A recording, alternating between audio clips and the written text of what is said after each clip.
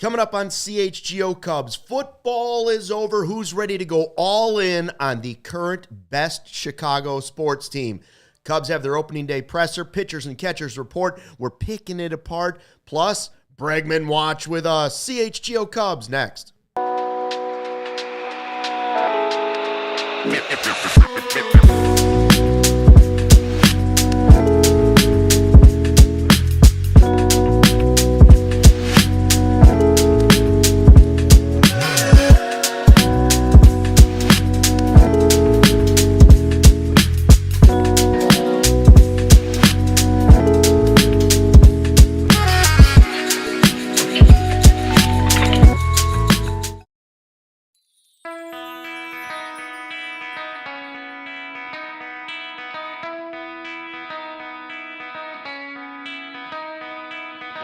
Hey, Chicago, what do you say? It's the CHGO Cubs Podcast. Another week, another day, another sunny day in Chicago. It is Monday, February 10th.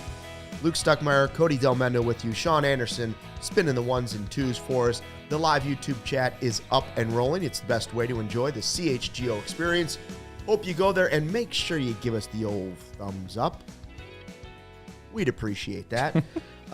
Speaking of, we're going to talk a lot of Cubs baseball. Pitchers and catchers reporting yesterday. We have the big press conferences. We'll pick apart some of the stuff that everybody was saying, whether it was Counsell, Carter Hawkins, Jed Hoyer. Some of the players spoke.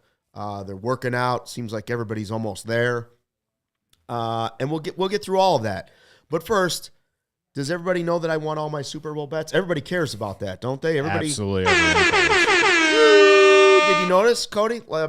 I've been trying to adjust the seat a little bit because the wallet's throwing it's so much larger that my right cheek is so much higher. I have to push back a little. You did say you bet on Saquon Barkley. I did. I lost one. And you lost one. So 3 out of 4, though. 3 out of 4, that's pretty good, right? That's pretty 3 out of 4. I broke even.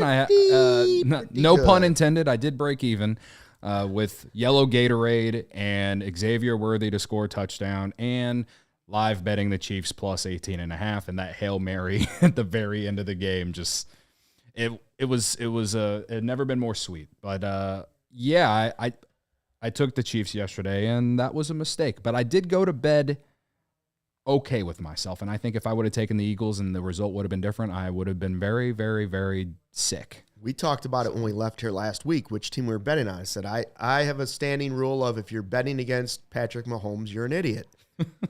But something grabbed me right before kickoff, and I said, step it up.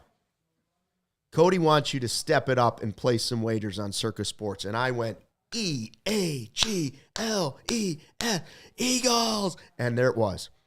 And it won for me. By the way, was the anthem under or over?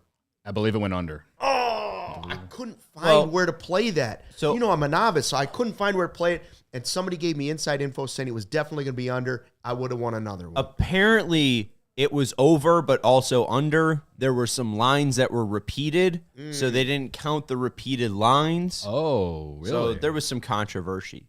Okay. Oh, well, then I don't think I said that word right. Controversy. Yeah. You said it very Chicago. Controversy. It's all right. We all do it. Ricky DeHoyes with the super chat. Ricky, what's up? Says spring is here, and credit to Cody for being Cody. Dude, shout out to Ricky. He's been here since day one. So credit to Ricky. He's a real sicko for being Ricky. Yeah. Jay Andrews, hello Arizona. Welcome. Move over Winter Monday to spring ball. That's right. Dominic in the chat says everyone is in the best shape of their lives. It's so true. Every year I ever went to spring training, it was like every player was like, I've never felt this kid coming into camp. I did a lot of work in the offseason. Even the guys the guys would be like totally out of shape. They were still in the best shape of their lives. I tweeted this yesterday because everyone's excited about the Cubs arriving to camp. We got Marquee and anyone else who's out in Arizona tweeting like Dansby and all these other guys just showing up, just walking into the facility, and people are all excited and they're all giddy. And I tweeted this saying, savor it. Savor this good feeling, because when some 8th inning reliever blows it again, or if so-and-so sucks for a month and you are dead inside, or if this offense sucks for 2 months and you are dead inside, you will forget all about this. So that's why I say, savor it. Savor the good vibes. Savor the feeling that baseball is almost back. Savor the fact that we get to watch these dudes play catch, take a little batting practice, and the feeling of getting excited and hopeful and optimistic about the season. Because as we know, the season is a marathon, and we know that there will be ups and there will be downs, and we can only hope that there are more ups than downs as we go into the season. And listen, as someone who has to watch this team every single day, it gets exhausting. I was done with this team in August last year. It was exhausting watching the last 2 months of the year. It took until August? Yes, because I'm a noted optimist, Yes. all right? And they even played well in August, and I knew that it was over. But, what else am I supposed to do, Luke? I'm trying to have some sort of hope and optimism no matter what. I don't think I make up excuses. I just want what's good for us, which is for the Cubs to be good, to win, So again, to bring it back around, just savor these next couple days, couple weeks, hell, up until they go to Arizona on opening day. Not technically, but Friday, first full team. Yeah. Friday. Savor the good vibes. That's all I can say. It's very rare. I don't even know that it's ever happened, obviously, that the Super Bowl happens on the same day as baseball takes over for us. It's because the Cubs are going to Japan, right? And they're starting so early, and the Super Bowl keeps moving further and further back on the calendar. But it's the changing of the guard, right? It, like in one night we had football is over and baseball is back. Yeah. Right? And in Chicago, baseball being back means it's the dream of the warm weather returning. The warm sunshine instead of the bitter cold sunshine coming through your window. Friday 120s at Wrigley Field, yes. Next year is here. Optimism is back, and we have, in the Cubs, the best sports team in Chicago right now. It's undeniable. Well, and real quick, I just want to jump in as a White Sox fan. White Sox are catchers and pitchers are reporting to spring training on Wednesday. We're supposed to get 8 inches of snow. So nothing's going to feel like spring, like 8 inches of snow. That seems like some sort of symbolism there. Some sort of symbolism, I think. I don't know what it is. But you know what? The snow will melt, Sean. The snow will melt. Yeah.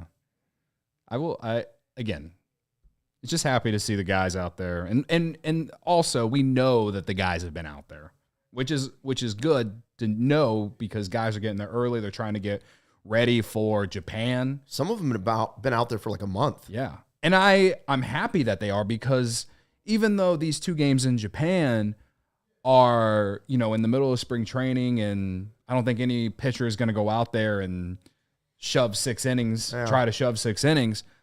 Like, those games will matter. Those games will matter. And so for me, it's like, just go out and at least win one. They can't get swept. It's the Dodgers, I know. You're already worried about how many games they're going to win in Japan? Dude, well, yeah.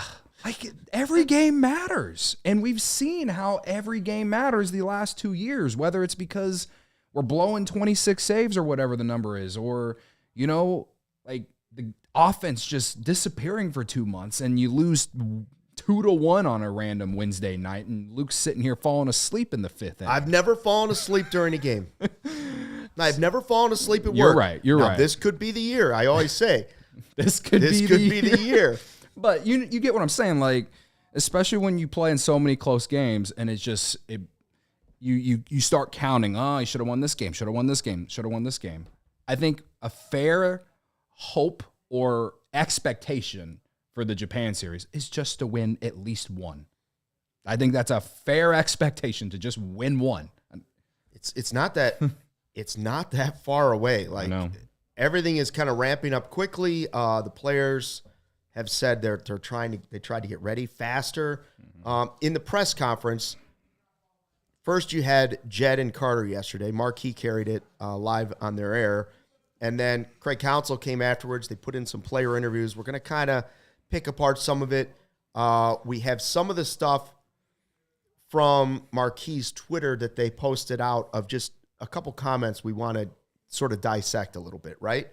Number one, we sit here every day and we're talking about, are they getting better?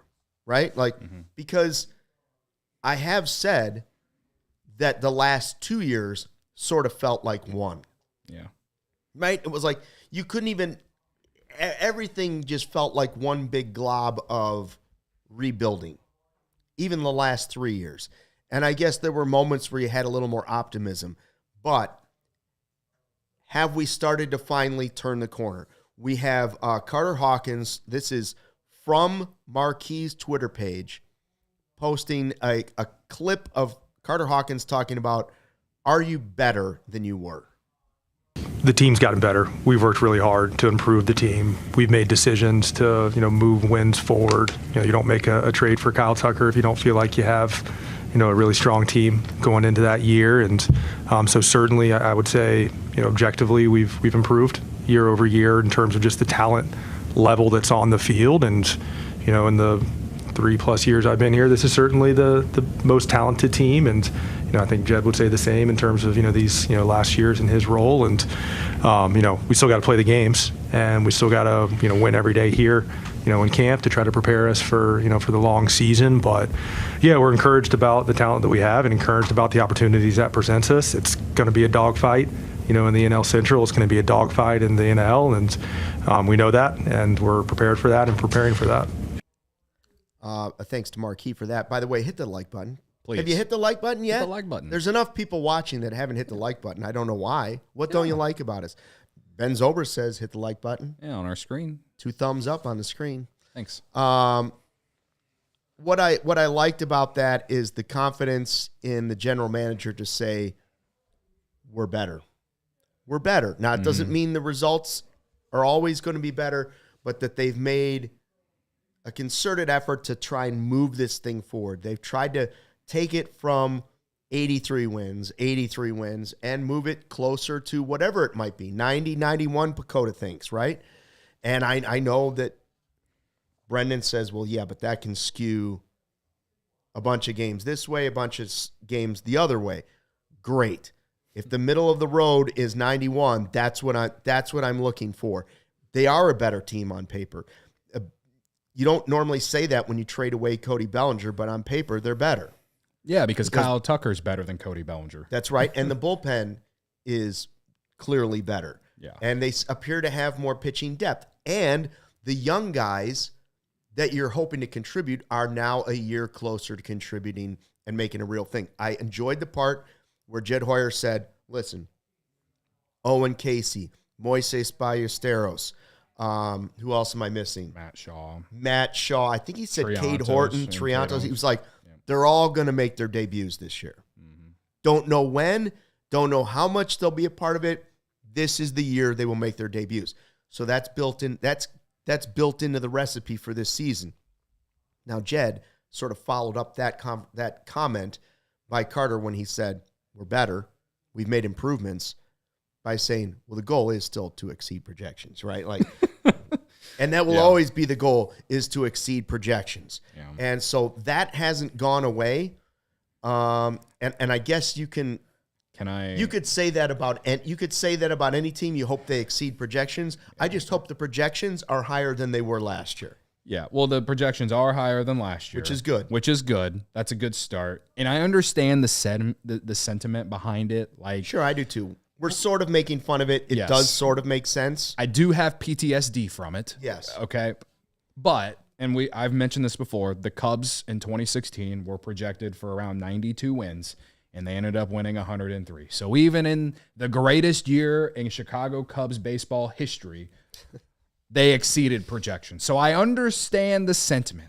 I'm so tired of him saying it. I wish that someone would have asked him if what inning we're in of the offseason.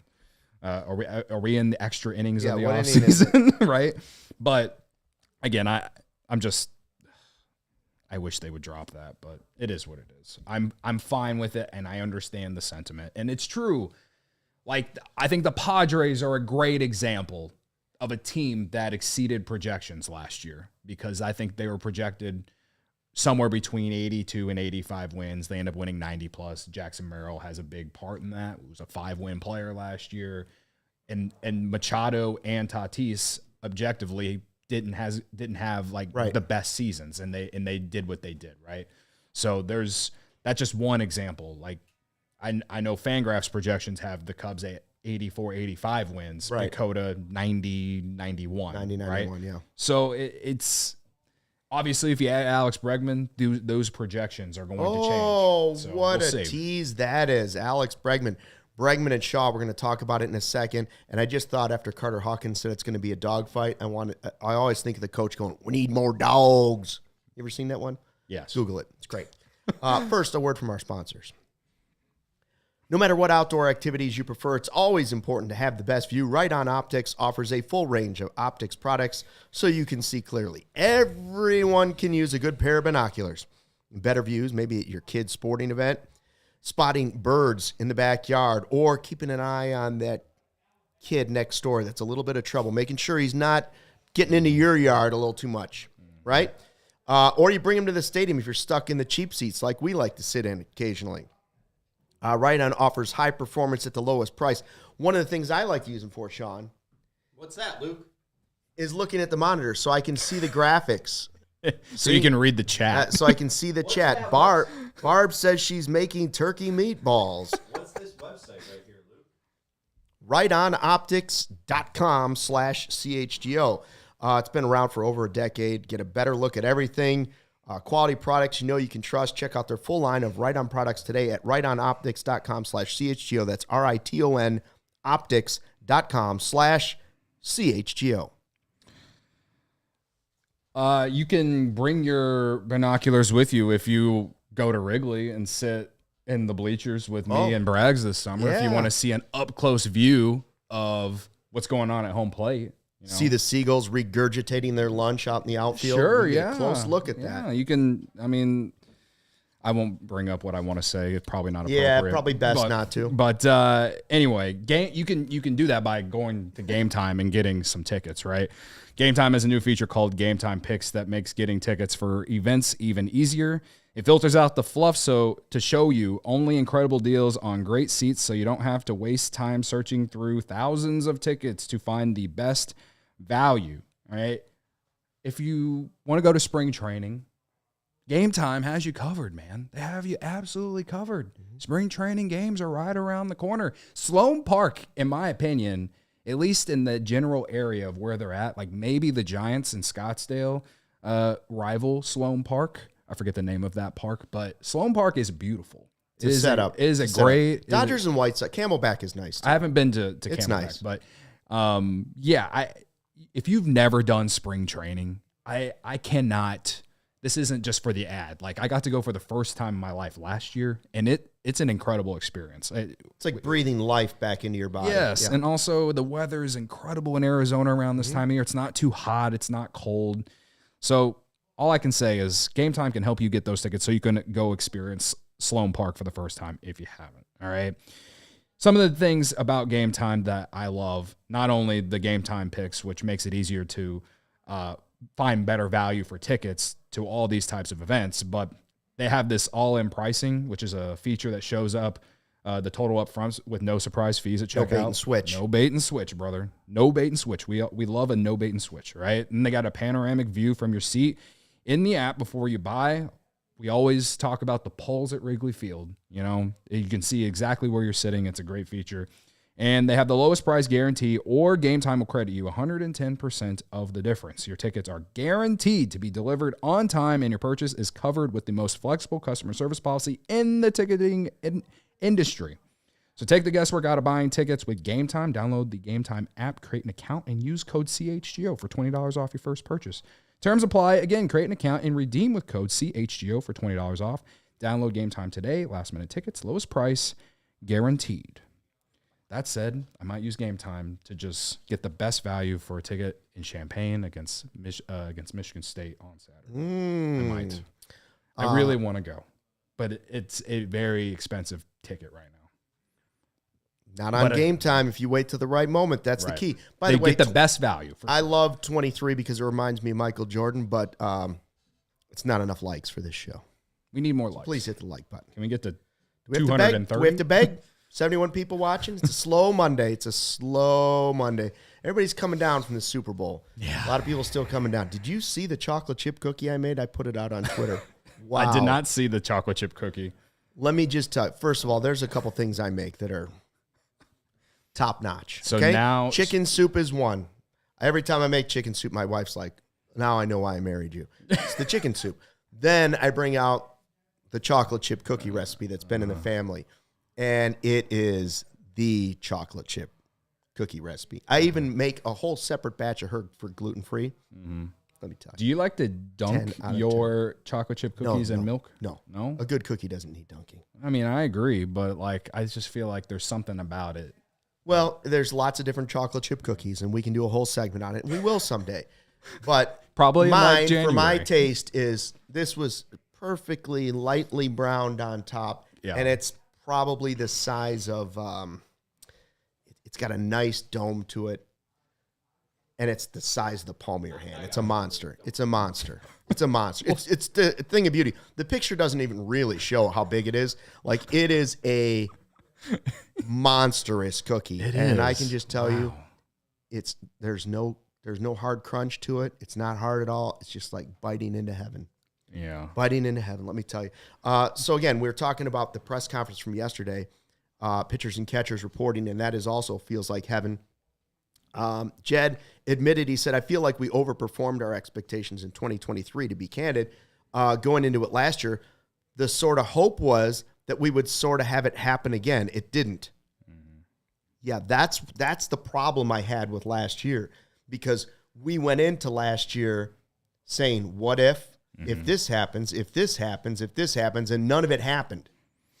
Very little of it, other than Porter Hodge, very little of the progress that you really wanted to see happened. So this year, on paper, they have more proven than they have had at this point last year. So that part of it's good. Can I add that he said that they feel like they're in a competitive window? Right. Yeah, they use the word window. Right. And this is the start of it. Okay, fine. It doesn't mark it down. This is the start of the window. It doesn't matter now because it's been over a year and I've got all my grievances out about how they operated last offseason. But it only just pushes down the fact of why me, you, and Ryan gave Jed Hoyer a D or an F last offseason. Yeah, they weren't. They knew they weren't in a competitive window. Right. But Carter alluded to that too when he said you don't get Kyle Tucker until you're in that window. Sure, yeah. Well, I just think even for a year. I just think that when you go and add a guy like a Craig Counsell as your manager, and you're coming off a year where you outperform projections, and you just didn't like what they got Shota Imanaga and they got Michael Busch as the two big additions, but they were still guys that you didn't know what to really expect. Like the projections liked Michael Busch. The projections hated Shota Imanaga. Shota Imanaga makes the All-Star team. Turns out being way better than any of us expected. Ends up being your best pitcher. Exceeded projections. Right? And Busch was basically what the projections were, right? So it's like I'm never going to be over it unless this team makes the playoffs. But it's just like it's very frustrating to hear that when you think about what's transpired over the last year. But like, I think what I'm trying to say is that I'm trying to give them credit for going into this offseason and being more proactive, whether that's adding a bunch of names to the bullpen, whether that's finding a way to add a guy like a Kyle Tucker, like being opportunistic on that. If they add Alex Bregman, you want to call it opportunistic, fine. But you certainly have more options. You have more depth all across the entire team at this point. And I think that's a win for this team. I think that's a testament to Jed this offseason. And I wouldn't say it's completely night and day, but he's setting himself up, or he's setting the Cubs up to be in position at the trade deadline, I think. Depending on whatever happens in terms of other moves that happen or not, it's completely different strategy. I don't know how much Craig Counsell plays a factor into it. I really don't. But just the proactiveness from this front office this offseason was a lot different from the offseason before. And whether it's because you had all this dead money, can't go over the luxury tax, this and that, it's still, it was one of the more disappointing 2024 seasons. The 2024 season, it was one of the more disappointing seasons as a fan for me. And I think they've answered the call in terms of fixing what they needed to fix, but I just don't understand why we couldn't start this earlier. Yeah, they I mean? stayed in neutral. When Jed and Theo came here, they talked about having these long runs of being there and getting all these shots, having many bites at it. And it's like, well, it's been a while, guys. Right. Like, it's been a while since you've been in this window or out of the window. So if you are back in it, good. I hope you are. One of the biggest stories at this point, as we wait now for the first full team practice coming up on Friday and into the weekend, is we're still on Bregman watch. Mm-hmm. He hasn't decided. Bob Nightingale put out there that, he's still only interested in 6 and 7 year deals. Great. Then he put out there that the Cubs haven't moved off 3. The other teams have gone to at least 4. Can't tell you if that's true or not. I'm just saying, okay, it's a small difference. If I were him, I don't know that 3 years versus 4 years would make a big difference. It would be more about the money and the opt-outs and the opportunity to play where you want to play. So we wait for that. Meanwhile, there's Matt Shaw at camp, and we're getting looks at him taking grounders, and he looks good, and he's wearing some sort of bra thing. I don't know what that is. But okay. I don't know It's either. some sort of like posture thing, right? Yeah. No. What is that thing? So if I think Is it thinking a bro? correctly, it's more like tracking. So they're tracking his motion. Like arm speed. Like Gotcha. it's more of a body. It's an analytical barometer, deal. Bodyrometer, I guess. Whatever. Oh yeah, okay. Then it's. But it's measuring Here, output. I I'm pretty thought sure. he was wearing a Seinfeld bro, but it turns out, okay, he's got this thing on, and he's going through motions, and he looks good at third. Yada yada yada. So of course, Jed and Carter were asked about it, and so was Craig Counsell. Where are you at third base? Is there an opening at third base? Was the question that was asked. Here's what they had to say. This is from Marquis' Twitter page. Is there an opening? I think that we've, I think we've sort of talked about some of the options that we have. I think it'll be a competition this spring for sure. I don't think we're in the world of anointing a rookie and giving him a job. I think he's going to have to win a job. But certainly, I think there's real opportunity there. For. I mean, in any area, I think you're any area that maybe there's certain areas on a team. I think it's very clear that we would not look to add to. Got positions with guys on long-term contracts that are well established, but I think any other place you're always going to be looking to improve. I mean, I think at this point Matt Shaw is going to get a lot of reps at third base. I think we should focus on third base with Matt. I think that's where his focus is going to be. If we have to adjust there, we'll certainly adjust, but I think we'll keep the focus mostly at third base. Right, so there you go. What do you think, Cody? I mean, they're just saying what they're supposed to say.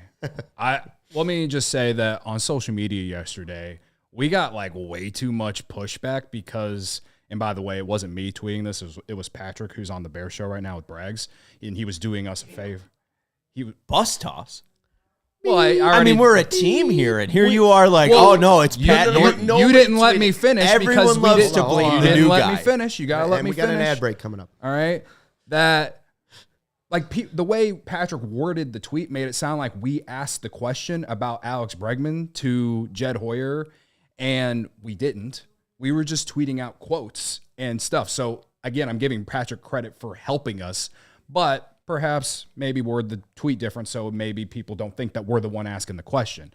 But obviously, Jed's not going to talk about Alex Bregman. He's not going to talk about free agency. It's a question that I still think has to be asked because it's all about reading body posture, all of that stuff, the reaction, the facial reactions, all those types of things is all important.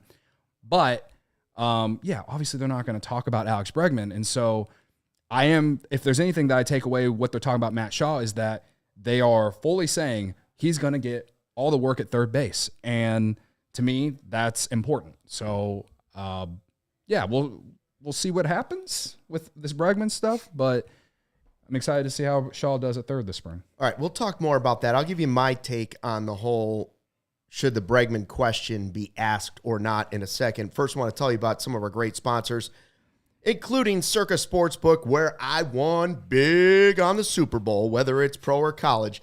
The app to bet football is Circa Sports Illinois. Circa Sports is sports betting the way it should be. Circa Sports Illinois has high betting limits, low holds, exceptional customer service. Bet on all your favorite teams in every game, spreads, props, futures, or in-game. Circa Sports has it. Fund and bet like a pro like me from anywhere, anytime in Illinois.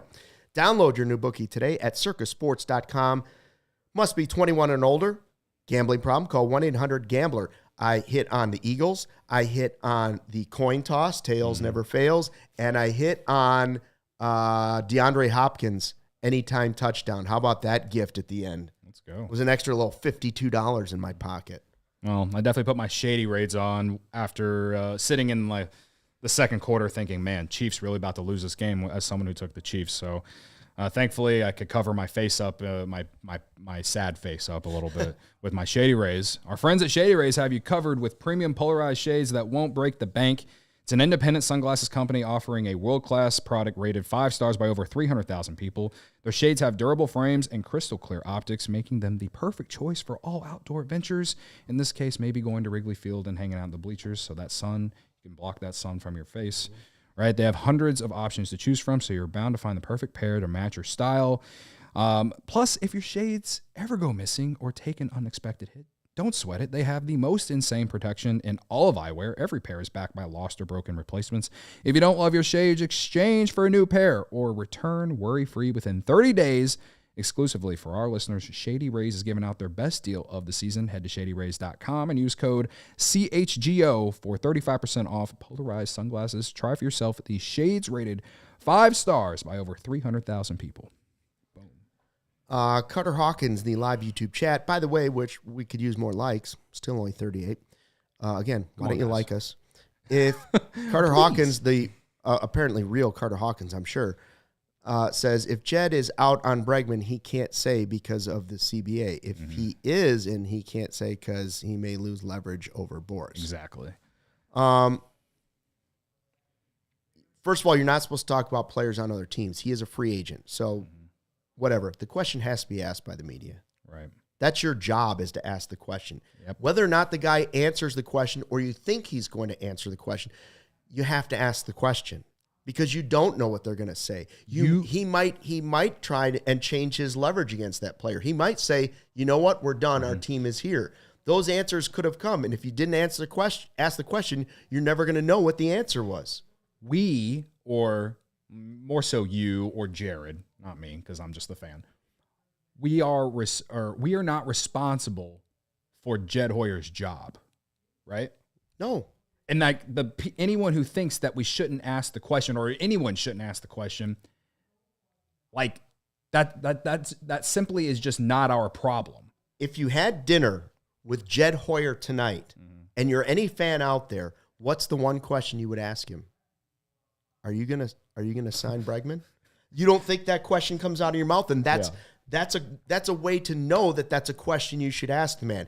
Even if you think he might not answer it, you still try to pry him a little bit to see if he's going to give you the answer. And by the way, a lot of the questions that were asked at the press conference, some of them were pushed back about free agency and whatnot. And Jed visibly got a little irritated with our guy Gordon a couple times, right? Because Gordon's like a dog on a T-bone that's got a little meat left. He keeps going, right, and doesn't let the guy off the hook.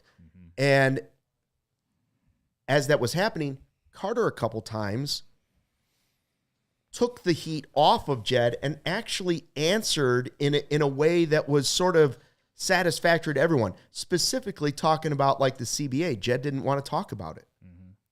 You know, he doesn't want to talk about a lot of things. And I understand both sides of it. But Carter gave a thing. They were both sort of talking about the CBA and the uncertainty and how it relates to long-term deals with players. If you know, we're reading between the lines here, Bregman wants 6 or 7 years. It's not only about the money, it's also about the years, because teams don't want to go into this it looks like there's going to be a work stoppage at some point. And so there's a lot of people that believe the Cubs are, and frankly, Tom Ricketts talked a little bit about it. You don't want to go crazy. Doesn't mean you can't, but they have to have that in their heads. Like, things may change here when the CBA is up. So do you think it is impacting this? Carter basically said, like, we're not in a vacuum. Like, of course we have conversations with our owner. Mm-hmm. And so, yes, I'm not saying it's right or wrong. Even the spending of money on Alex Bregman. Some people say he's a good player, go get him. I'm not disagreeing with you, but I do understand that I live in a reality. If the Cubs are going to tell you this is what they are going to spend, and this is the level right here, I can dislike that. I can dislike the level they're going to spend at, but if that's the level they're spending at, you have to play at that game. Yeah. Because you're not changing their mind. Right. For me, I think what's telling here when you talk about, the long-term deals and stuff and how they feel about the potential work stoppage is when you just look at the contracts that are on this team. Ian Happ, his contract up after 26. Mm-hmm. Seiya Suzuki, contract up after 2026. Like Dansby's down the road on his contract. Dansby is like the only true full long-term guy, right? Outside of young players. Tyone would be up by then. Yeah, Tyone will be done. Or I'm talking about just guy like non-young players under control, right?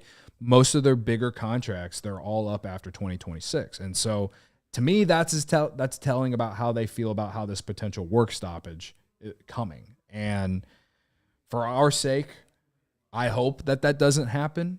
But when a lot of owners across the league are pushing that baseball needs a salary cap, and clearly the players don't believe that, I feel like we might be butting heads after the 2026 season. And based off the last one we went through before we launched, like, right, who knows how long it would take. And where we sat here wondering if we were going to have shows. Right. Don't really want to get to that point. I really don't want to get to that point. But again, it might be a reality, though. But in terms of how the Cubs view it, at least at the top, it feels like maybe that's it. But in my opinion, it should not be stopping you from giving these long-term deals out to guys that they have passed on, like a Juan Soto, like a Aaron Judge, like a Corey Seager, like maybe Kyle Tucker this offseason. Right. That's the only one that matters right now. Yeah, for sure. That one for sure is the only one that really matters in terms of long-term contracts, in my opinion. And I even say that about the Bregman thing. Mm-hmm. Like, consider in your mind, again, Bregman would make them a better team and raise the floor. I'm all for it if they do it. If they don't do it, it doesn't wreck me, but it would be raising the floor a little bit. Mm-hmm. But if you're really zooming out and looking at the big picture and you're trying to do like one of those matrix type deals and you're moving the numbers around and you're Jed and you're Carter and you're the Cubs and this is the level you're playing at. Yeah. I don't know how they get Tucker that long-term deal. But would Bregman hinder that? Like, would signing Bregman to a deal that you're slightly uncomfortable with hinder any shot at Tucker? And then you have to evaluate whether or not that's the risk you want to take. Or would you rather have one toe into the Tucker deal possibly this offseason? It's all something they're trying to work the number. When Bruce Levine puts out, they're trying to put in the analytics. They're trying to work every aspect of it. Yes, they're trying to thread a needle with the Alex Bregman deal. Mm-hmm. And if it happens, it will be on exactly the terms they're looking for. Yeah. Right or wrong. I don't see the Cubs changing their mind and be like, oh, 6 years. Here you go, Alex. No. Never mind. You know what? We decided to go 6 for $200. You're right. We caved. We need you that badly. That's not what's happening. Mm-hmm. And I don't even want them to do that, to be honest with you. But keep in mind, the Astros aren't doing that either. Right. The team that knows him and loves him, mm-hmm. The Astros love Bregman. They would love to keep him, but they aren't doing it yet either. And so ask yourself why. It's for some of the same reasons the Cubs are trying to thread that needle. So are the other teams. So I don't think right now the Cubs are in a position where they need to say, ooh, we need to throw another 3 years on this because the other teams aren't doing it yet either. Now they might wait too long and he might slip away. But in my eyes, I think the Cubs have decided if it doesn't happen, that's okay. And so they're trying to get this to be exactly like what they thought the Bellinger deal was. Mm-hmm. And Carter even talked about it. We had some of these similar situations coming late into spring last year, and you try to thread the needle on it. If you can thread the needle, great. If you can't, then you got to start moving forward. One way to move forward is the pitching staff. Ben Brown saying he's 100% ready to go. Man, of the stuff that came out yesterday, that's probably the biggest news. Yeah. That's probably the best news for the Cubs. If you don't sign Bregman yesterday, which you didn't, what else do you want to hear? They said Nico's on schedule. We'll talk about that in a second. But hearing Ben Brown say for himself on Marquee, I'm 100% ready to go.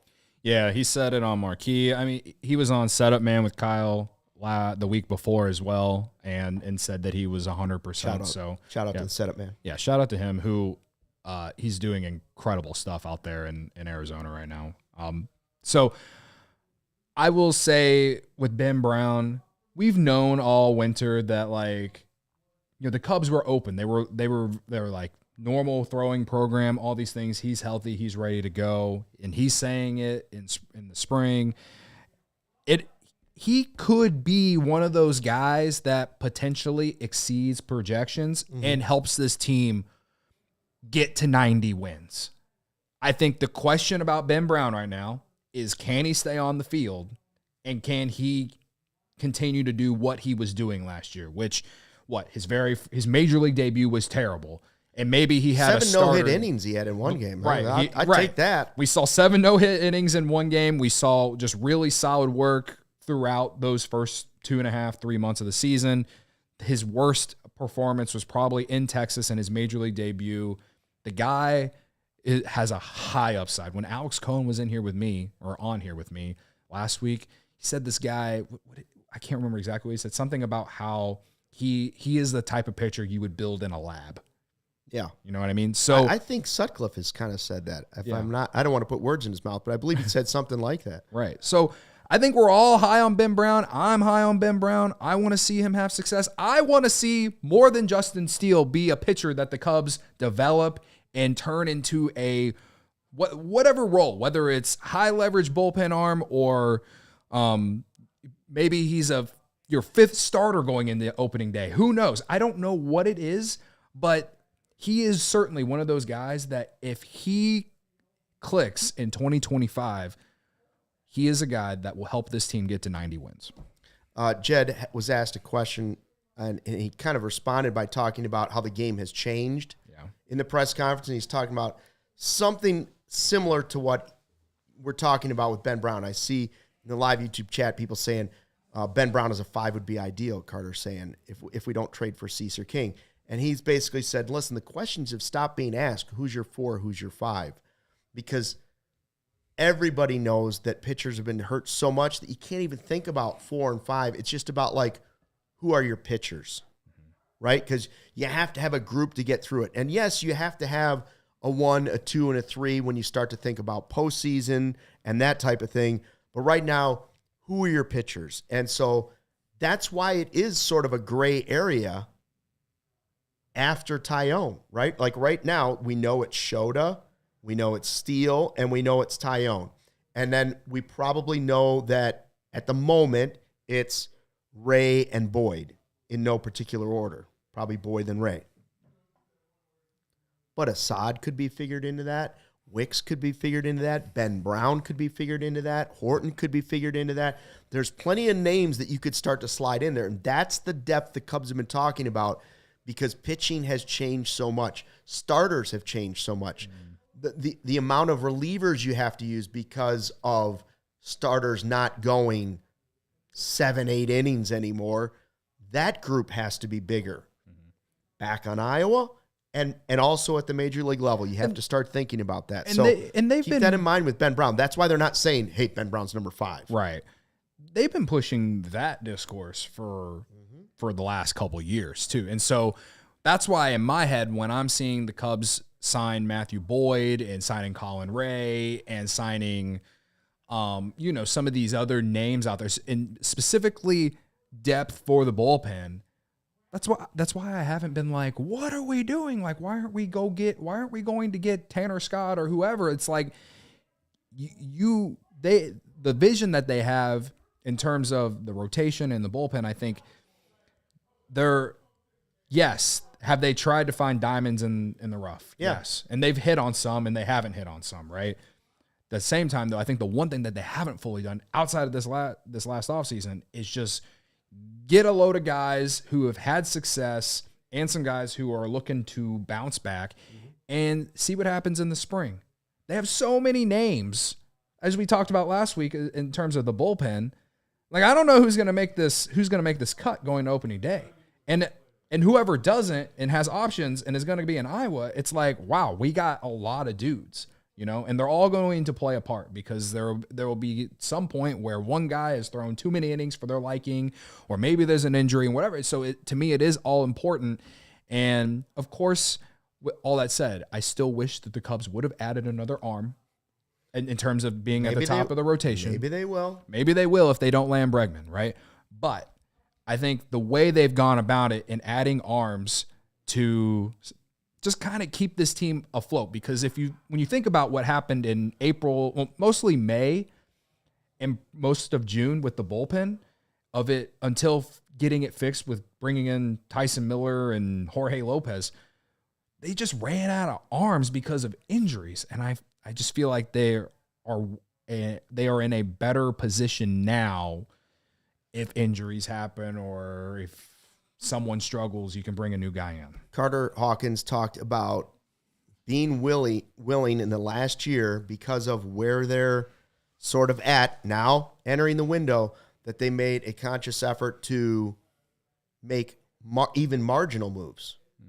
Sometimes just a slight upgrade over the guy that you might have as your third utility guy on the list that you're thinking about, or a slight upgrade. So each one trying to increase that win total just a little bit. Yeah. That's not the way we all would have loved it. We all would have loved to say Juan Soto and throw it 7 more wins on the board, right? Like, okay.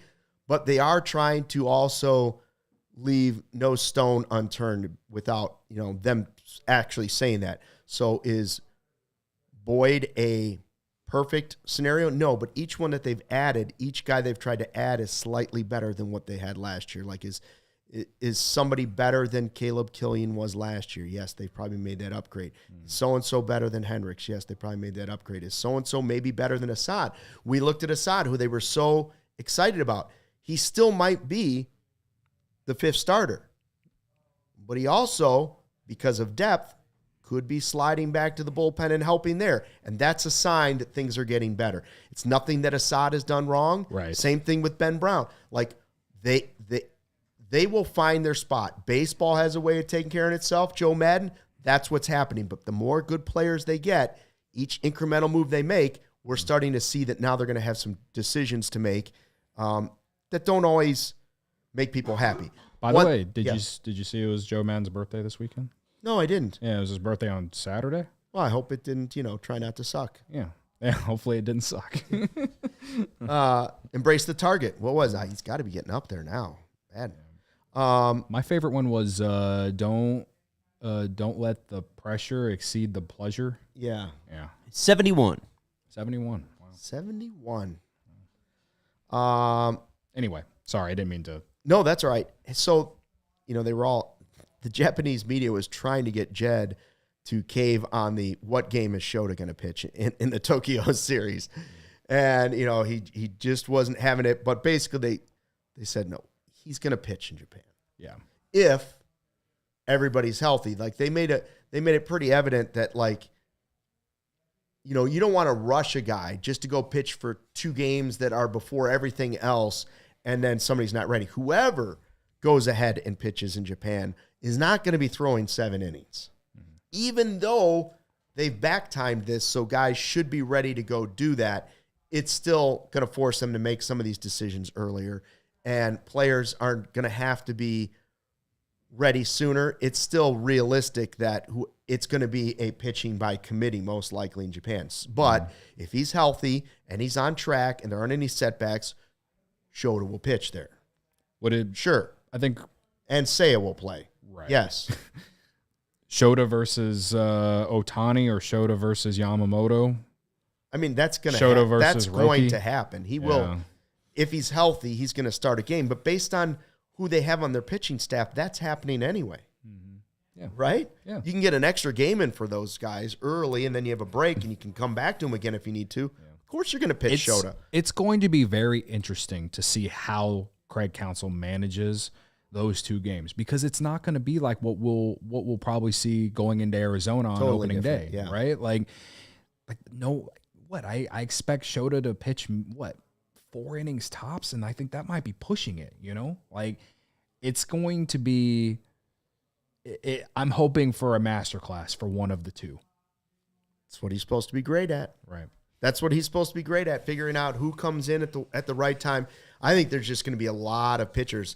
I expect it to be almost like a spring training game, even though it counts, in that you may see a lot of guys come in for just 1 inning, right? Like the starter goes, and then it might be, even though they might be starters, you might be getting them their work for the rest of the real season when it begins. I think the reason I said 4 innings is just because they're there early. And so maybe more realistic or more optimistic for me is 2 or 3. But I'd be curious if, for instance, they'll be willing to use starters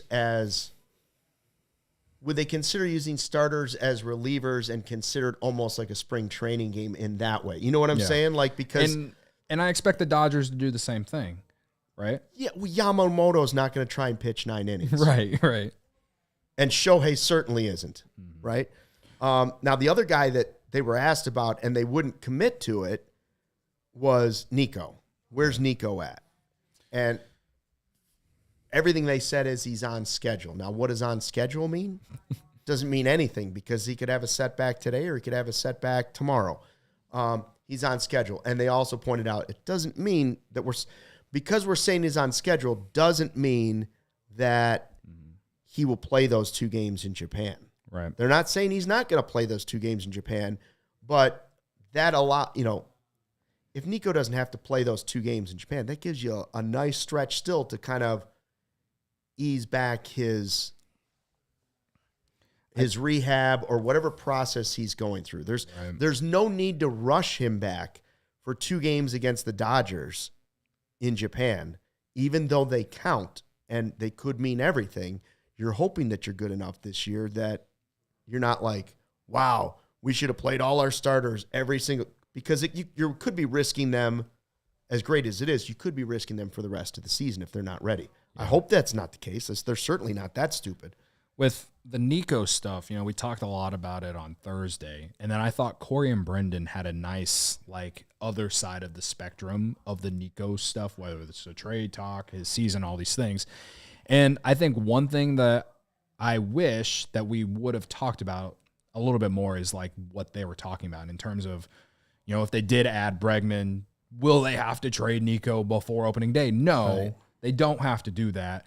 But if they want to stay under the luxury tax at the deadline, perhaps. But Jed Hoyer and Tom Ricketts have all said they will blow past the luxury tax if they're in it at the trade deadline, right?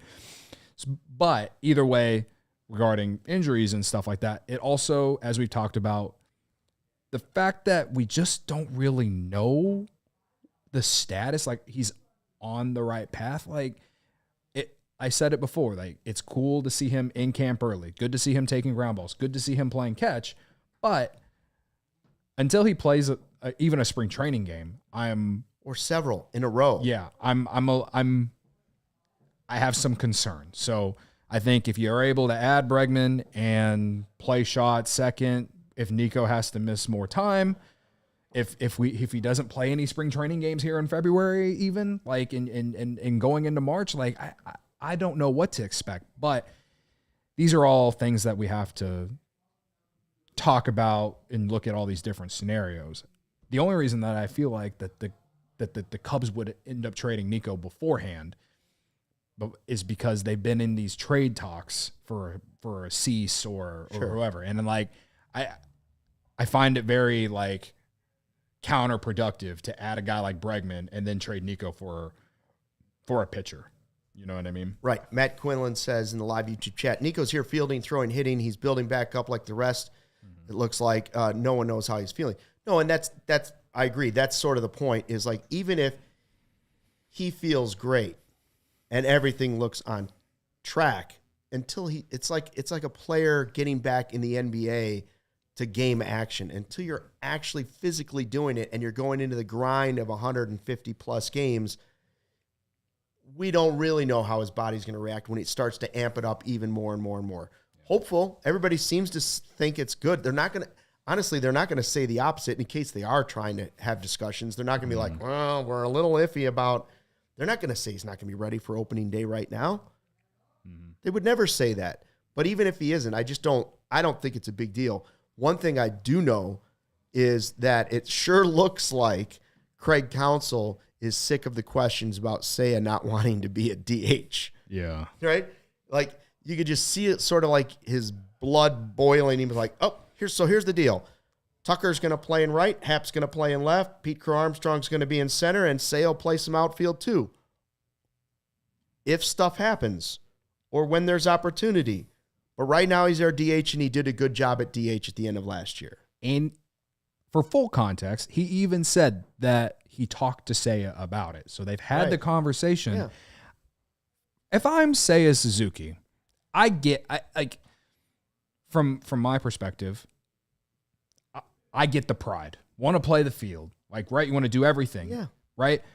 And I just think if I'm Seiya Suzuki, you just look at the three guys that are in the outfield right now. Like, I guess maybe you can make the argument that he could play some left over Ian Happ, and maybe he will on days they want to get Ian Happ off his foot. Sure, but right? he's not. He is a three-time Gold Glover. He is a three-time Gold Glover for a position that isn't necessarily super hard to win a Gold Glove for. So that's the only reason that I say that. But he knows he's not playing center field, and he knows that Kyle Tucker should be playing the field over him. He knows. He's realistic. He's at the games too. So I've never understood this discourse related to Seiya not wanting to be here or whatever. Seiya should want to be here because this team, as far as the outfield, is loaded. And now he's going to have one of the best hitters in baseball, either in front or behind him. They showed the OPSs on Marquee yesterday for the potential starting lineup. Kyle Tucker had a near 1,000 OPS last year. The Cubs haven't had that probably since what? Bryant, Rizzo?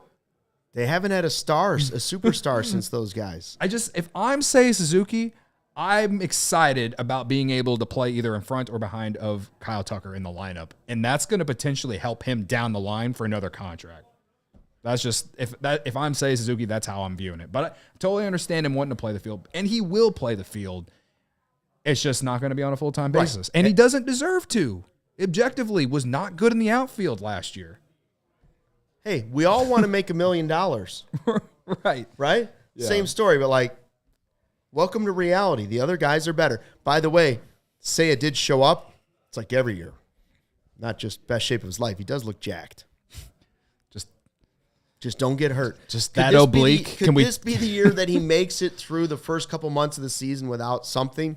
That's really what will take him to the next level. If he can keep his body from breaking down either before the season, during the season, if he can get through a season healthy, his numbers will be noticed by everybody. 2 years ago, he got hurt in spring training. Last year, he gets hurt at the end of April, and it was both an oblique injury, and we know how obliques are.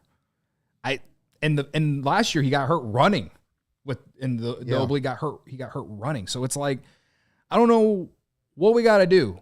Well, the Cubs hired these new strength and conditioning guys. What do we need to do? Just they wrap him in bubble wrap. I don't know, but he is such a key piece to this offense with Kyle Tucker going into 2025. They need him to be healthy. He's got to play 150 games for this team to make the playoffs. Now, do you have some backup options? Yeah, they could call up Owen Casey if he gets hurt and has to go on the injured list, right? They have some guys, but we just don't know how well those guys will play. Seiya Suzuki was a 140 WRC plus as a DH last year in the last 2 months of the year. Sounds like the perfect spot for He's him. got good. He's a good major league player. We've seen it. So, anyway, they need him if they're going to win 2025. That is the truth. Thanks to everybody in the live YouTube chat today. Where are we at? 62 likes, Sean? Yes. Please. Can we get to 70? Is it possible to get to 70 before we say goodbye? Can't somebody go in there? Becky, have you hit the like button? Omar, Craig? I know Craig has. I feel good that Craig loves Alex has done it for us. I know he has. Yeah. Becky, supposed to get ice or snow this week. She's giving us the forecast. I told you 8 inches on Wednesday. 8 inches. I know. Jeez. Listen, there's only one weather. There's only one former weather person here, and it's me. I haven't looked at the maps yet. Right. Oh, we're up to 69. Nice. One more. Nice. 70. Nice. Come on. Who's going to do it? Come on. One win away. Don't let us be the Cubs. One win away. We will hold out. I will stay here. All right. We're done with 69. Thanks to everybody for checking out the CHGO Cubs podcast. There it is. We're back at our 70. Thank you. Back at our normal time, 1:30 tomorrow. Until then, thanks for watching Fly the W.